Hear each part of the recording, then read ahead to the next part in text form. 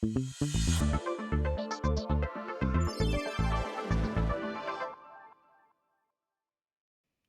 you ever heard of a stress test? When you go to certain kinds of doctors, they want to give you a stress test to determine how well your heart is working, what your cardiovascular levels are, and whether or not you are in strong shape. This could be about your blood flow. This could be about any number of things relating to your physiognomy, physical health. In this case, when preparing for a hearing or a trial, I want to give my clients a stress test. Why in the world would I think that that's a good idea? Do I want to freak them out? Do I want to make them nervous? Do I want to prohibit them from feeling confident? Quite the opposite, in fact. I want my clients to feel confident. I want my clients to feel self assured. I want my clients to know exactly what they know, not have to conjure it randomly without foreknowledge. I want my clients to be fully prepared for anything and everything the other side is going to throw at them, and I want them to know their strengths, their vulnerabilities.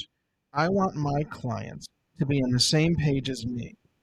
Let's take a sports analogy. And I know that not everybody here listening is into sports, but let's do it anyway. Let's take a sports analogy as an example. We hear often that the difference between victory and defeat is situational football. Whether you're an Eagles fan, a Bucks fan, a Niners fan, a Packers fan, a Cowboys fan, sorry for you, whatever the case may be, situational football is a major part of why teams win and why teams lose during the witching hour, as they call it, the last instant of the game, the last hour, last 30 minutes. So, what we like to do is ask our clients questions in preparation for a hearing or trial. The process may be slightly different depending on the context, depending on the nature of what we need to ask you, depending on the issues in your case, time sharing versus equitable distribution versus alimony versus past, present, future, retirement, whatever the case may be as to your income levels. We want for our clients to know what they know. We do not want you to be asked a question at trial or at a hearing that you've never heard before. We do not want you to be asked a question that you do not know how to answer, and you want to say, Jacobs, well, what's the right answer? Well, of course, I can never tell you that.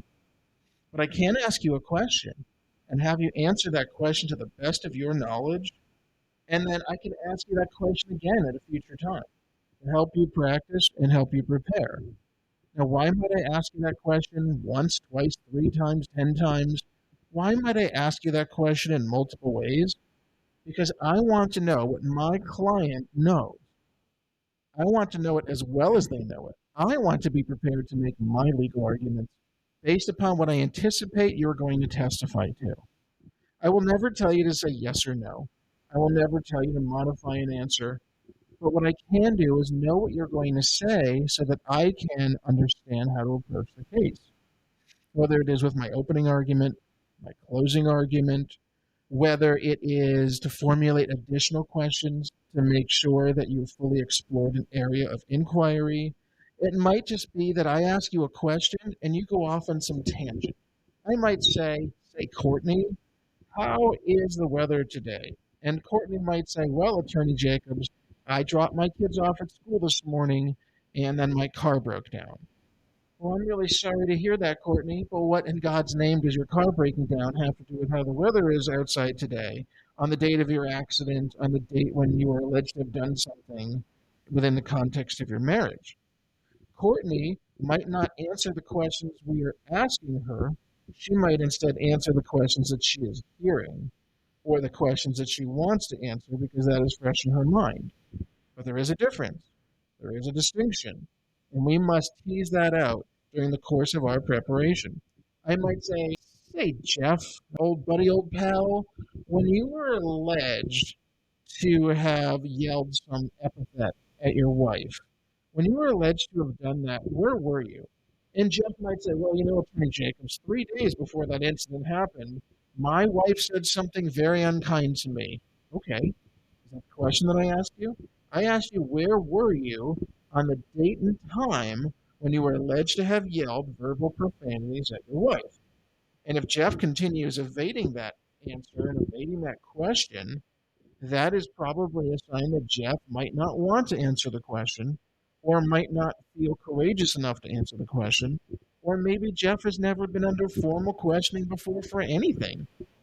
I mean, is it really natural to have to fill out financial affidavits? Is it really natural to have to be involved in unlimited litigation court cases for family law, domestic violence, contract breaches, accidents? Not really. And in fact, I could argue that it is foreign to most people. We do not go to high school and college generally to learn how to answer questions under oath when we're being interrogated by an opposing counselor seeking a result that's the opposite of our best interest for somebody else's benefit. That's not really part of the general program. That is not part of our general training. And that is why it is helpful not only for your lawyer to ask you questions as we do, but to ask you a series of questions in different ways about different things and different aspects of different things, because we want to know everything. Depose your own client before somebody else does, or else when they are deposed, man, oh man, are you going to be surprised, and nobody more so than your own client. This has been another episode of the Best Florida Family Law Podcast. Nothing that I have stated here today is legal advice. This is simply referential, informational, hopefully slightly entertaining to keep you folks listening.